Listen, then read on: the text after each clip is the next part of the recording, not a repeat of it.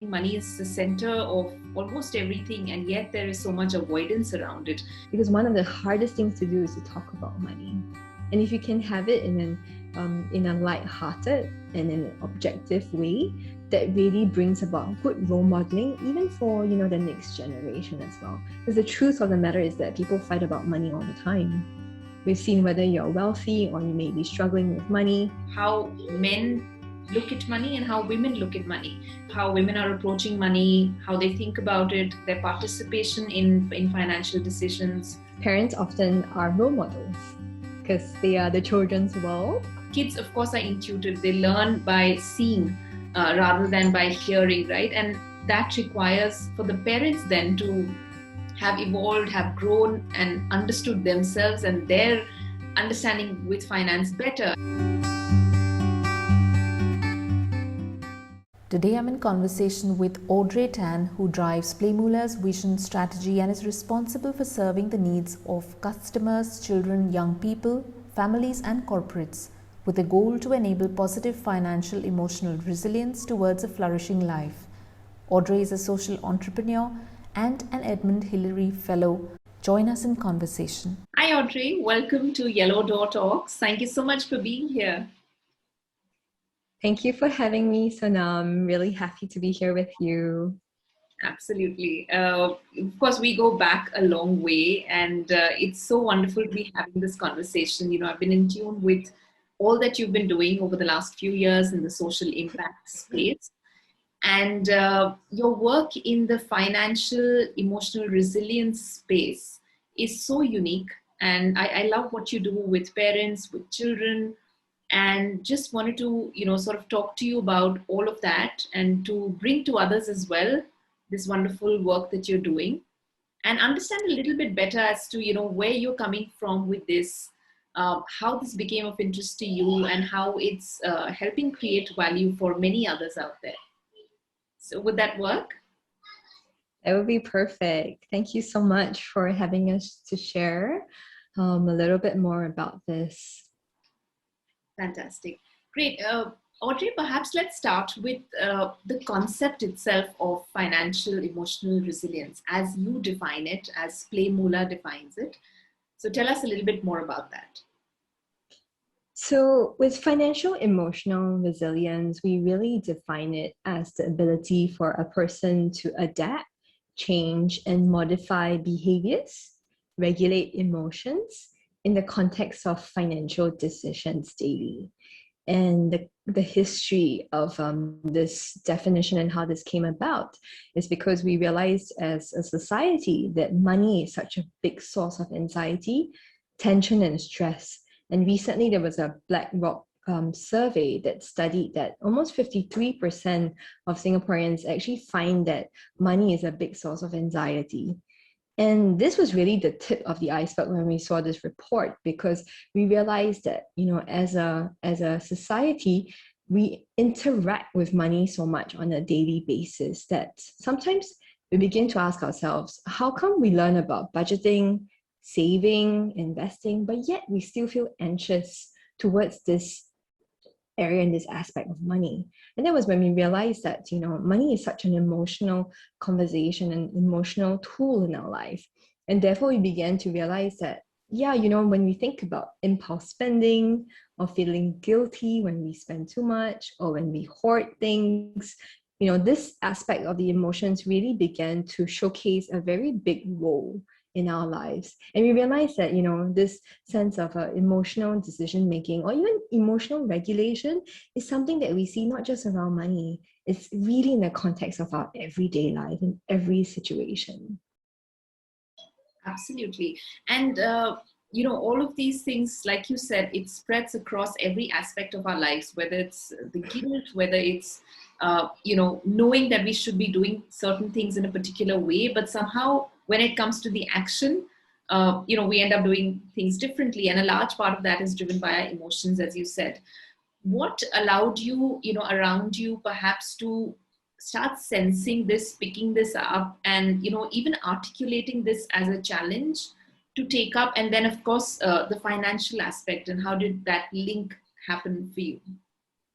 Yeah, thank you. It's a great question. And this insight was really derived through the many years of work at PlayMoolah. And one of the interventions that we developed is a program called Honesty Circles. And this was really about uncovering the myth, metaphors, and the beliefs that we have as people around money. Because a lot of times money is something that we inherit, right? We inherit these narratives around money that, money is evil, for an instance. So beginning to unwind some of these money narratives into something more positive was really the tip of the iceberg of this discovery of financial emotional resilience. And when we began to realize that there were all these emotions attached to our money narratives, right, we began to understand that, wow, this emotional aspects of money was such a big part. And so when we developed the program Honesty Circle, we began to realize that, once you're able to name the emotion that you're feeling, I feel fearful, right? And transforming that into a place of courage.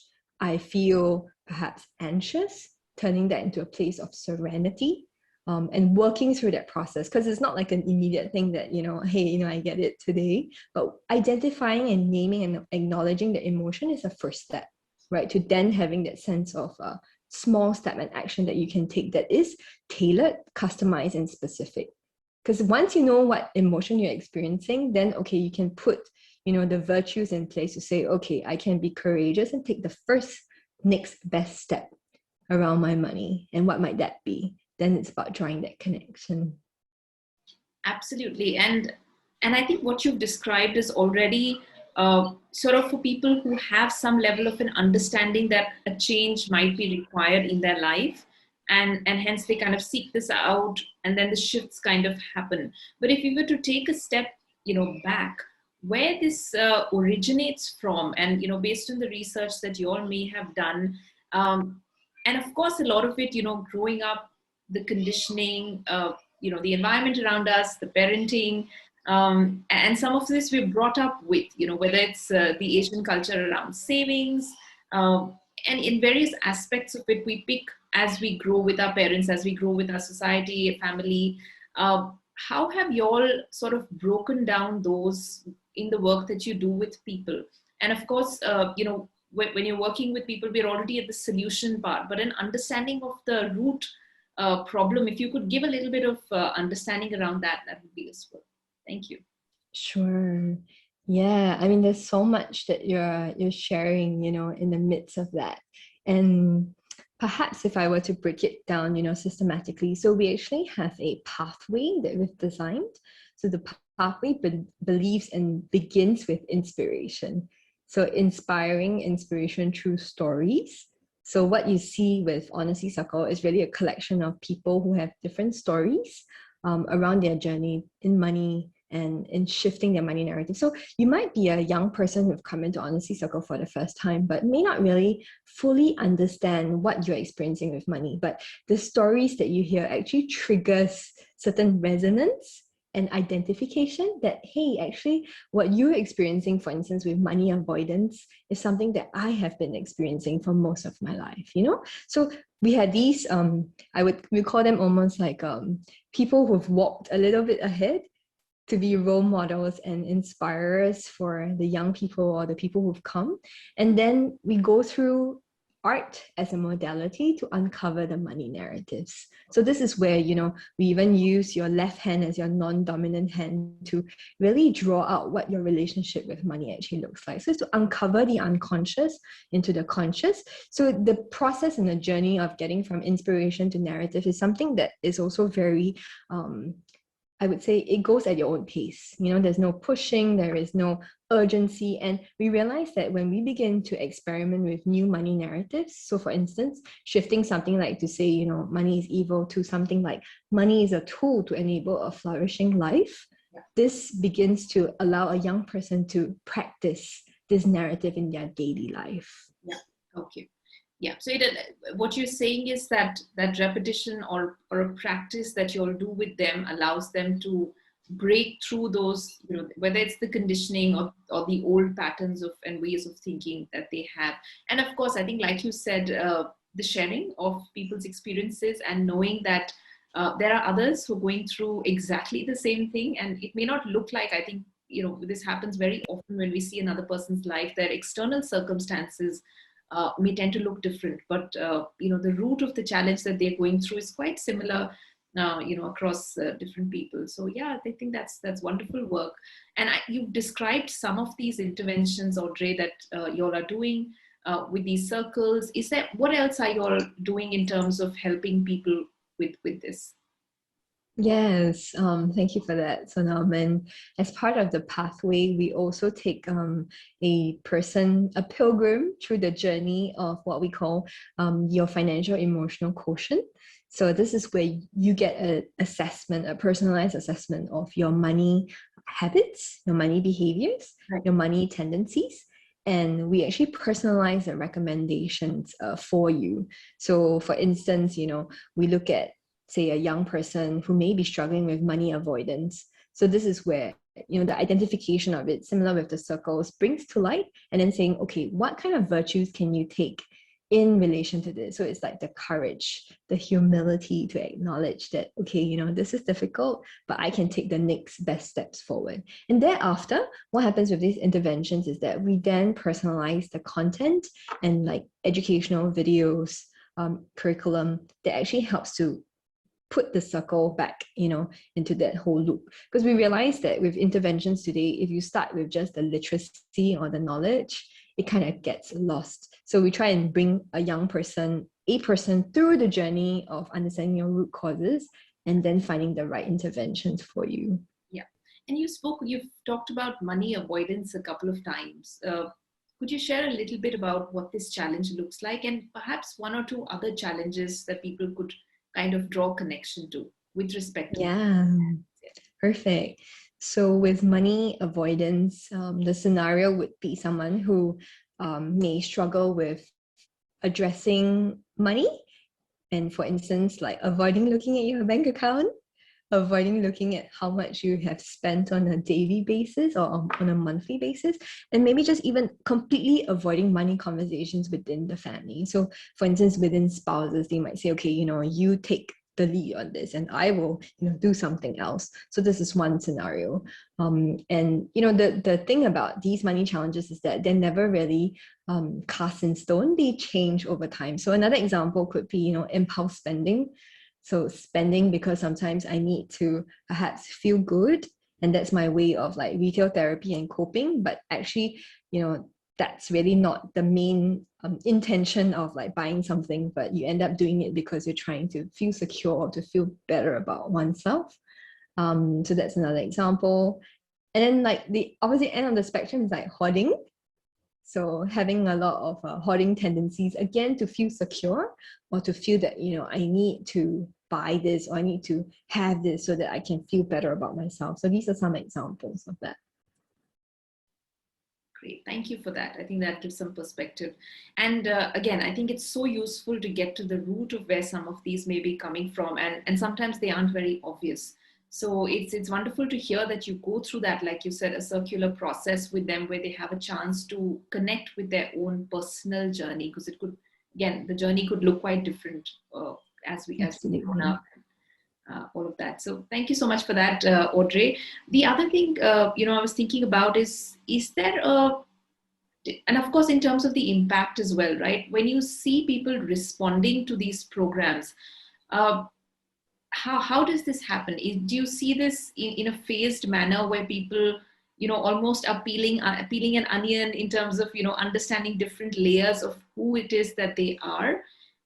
Or is it, do they have these moments of sudden realizations and there's an instant shift? Or is there a pattern, or do you feel that it's quite subjective?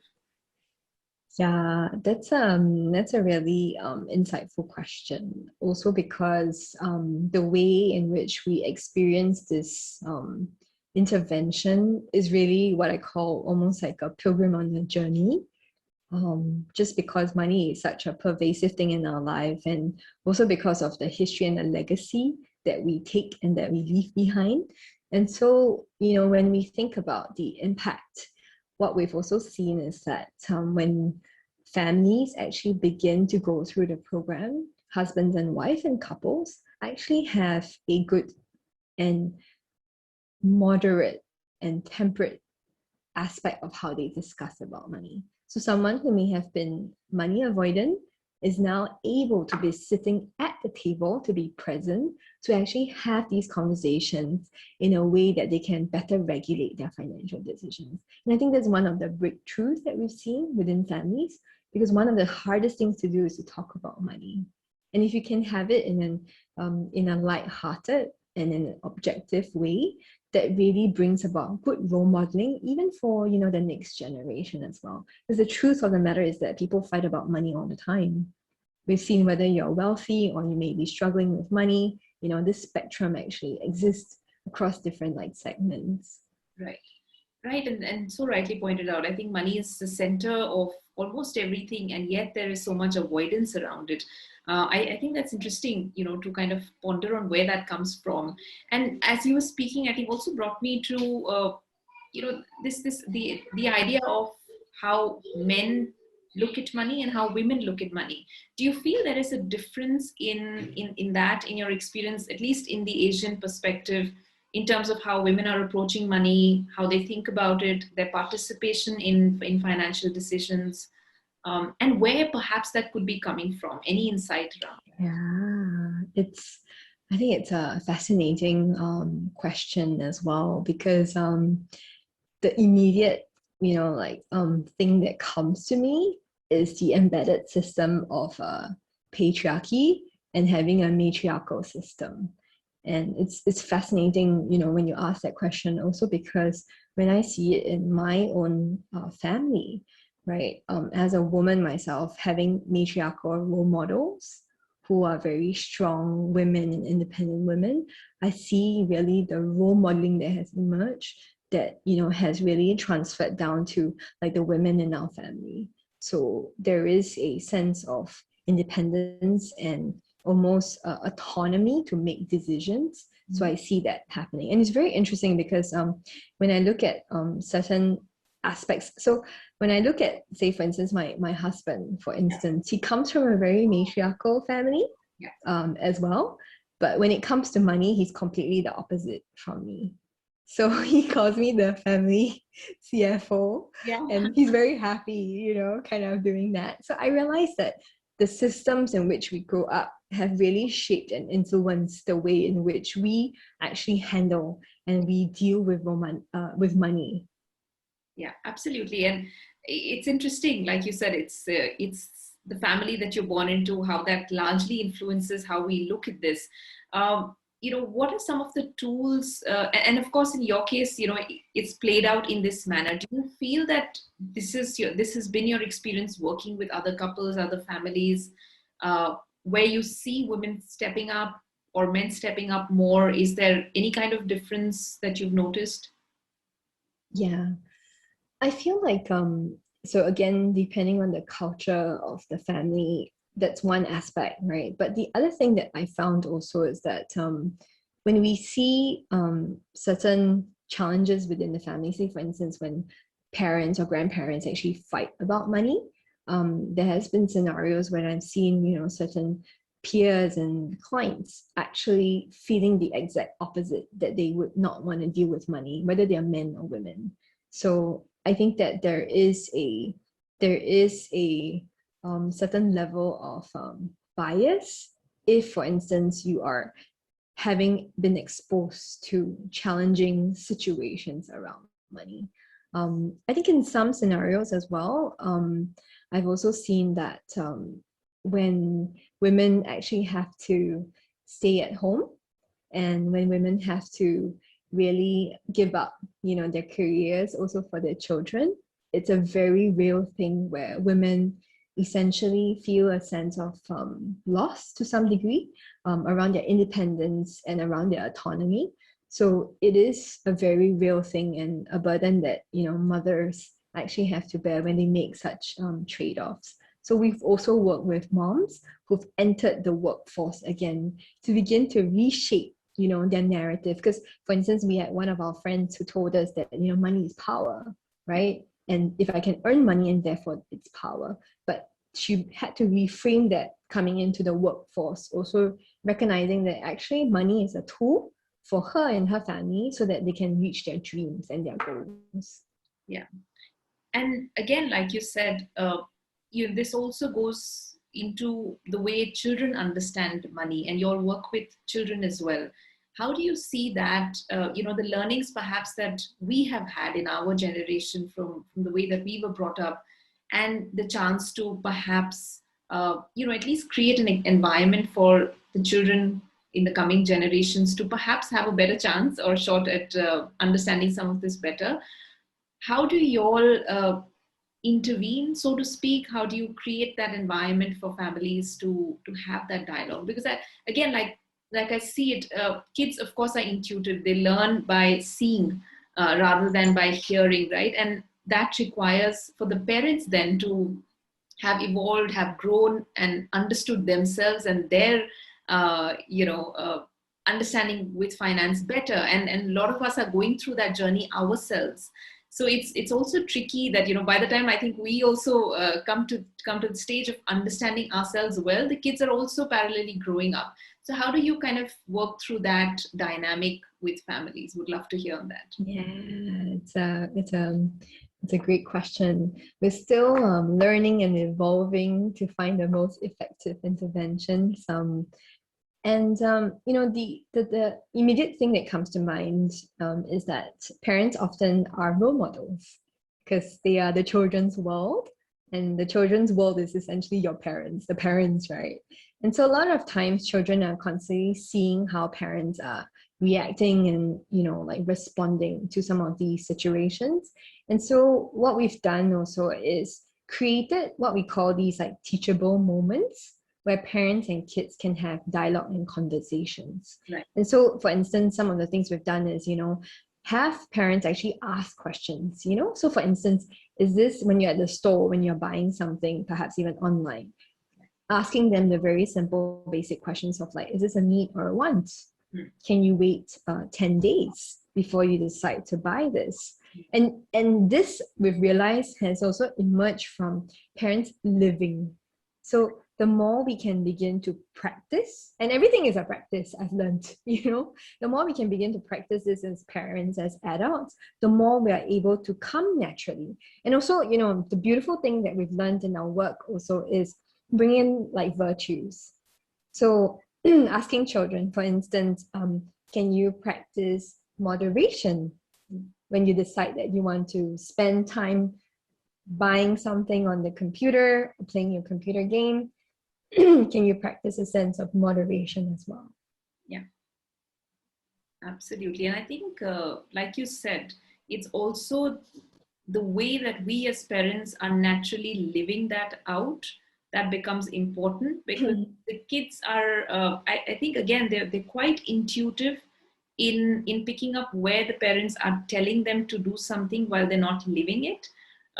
So I think they can pick that, and I always feel they learn so much more by just seeing, and they pick up from the vibe of the family, of the home environment, and it becomes important then to internally change so that it naturally shows up in our day-to-day. And then you don't even have to teach them, actually, they just kind of go with that flow. So I always keep coming back to the work has to happen within, and the parenting is more of non-doing than doing. And it's beautiful what you just shared, also because I remember a very dear friend of ours, Winifred, who shared with me. She said, God knows which child to give you, and so the right child that's been given, that's been gifted to you, is a child that essentially would be helping you to grow. So we often say that, actually children are inspiring adults more than the other way around. Yeah, and I think to kind of understand that at a deep level, because we hear so much of that, right? Like nowadays, there's a lot of literature and social media, around mindful parenting and all of that. But I think understanding is one, but really knowing it in our heart and being able to live that takes a little bit of time to get to that point. So absolutely, I think the beautiful kids by far have so much to teach us. I think it's amazing but one has to be wanting and willing to kind of walk that path. It's not easy. I think given the way that we've grown up, the conditioning, what we hear around us, what we've grown up knowing, to break through some of that and to give kids the space to just be themselves is, have to say it's not easy, but yeah, I think if we can get to that point and cultivate it from an authentic space, it's useful as opposed to, forcing ourselves to be mindful or forcing ourselves to be a particular kind of parent, because then that's stressful, equally stressful, I would say. Absolutely. I think you're spot on. You're spot on, Sonam, with the internal work and the transformation internally. And that is really the crux of everything.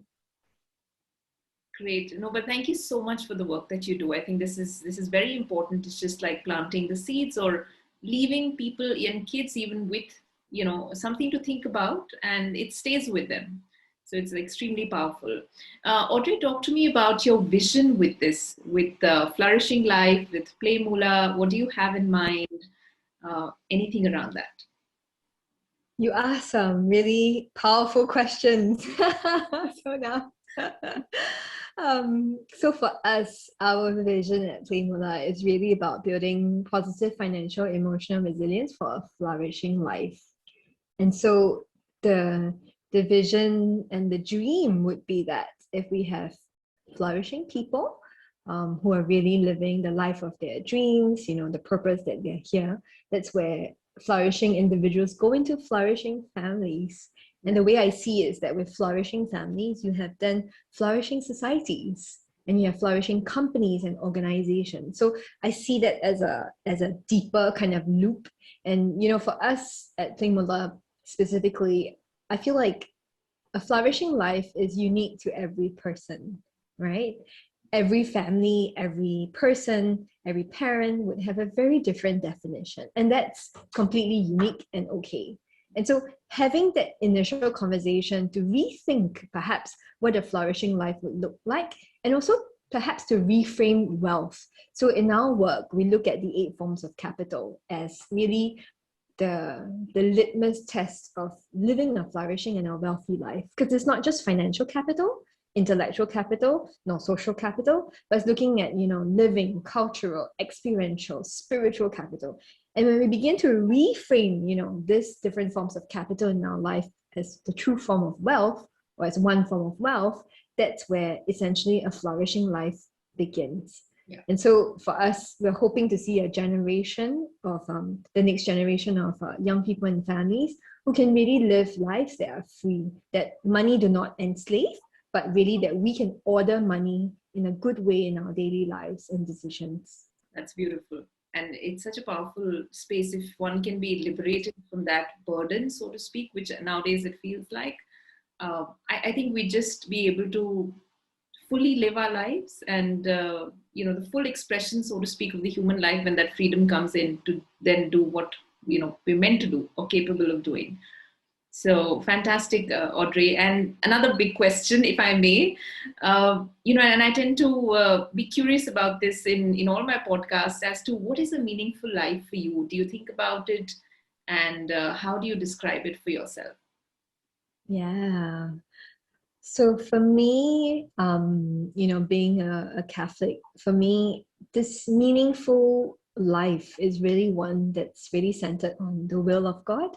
And so for me, it's about being in line with God's will and daily discovering what that will of His, is.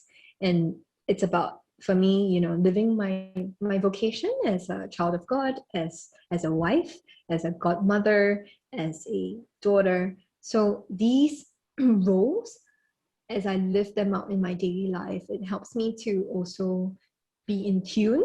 And I think fundamentally, having a meaningful life is also about being free, having interior freedom, having freedom from challenges, and being able to be the best version of myself. So I feel like that's one aspect. And of course, as part of this larger mission, when I was sharing about our team yesterday too, that the more I see people's life be transformed and be changed, that's where it really, really gives me meaning and a deeper sense of purpose. Yeah, Yeah, and I see that. I've seen that through the years in all the work that you've been doing. I think your being shows up in all that you do on a daily basis, Audrey. Thank you so much. But thank you so much for your time today as well. And of course, I look forward to continuing to be part of your journey and learning about all the fantastic work that you're going to do in the years to come. Thank you once again.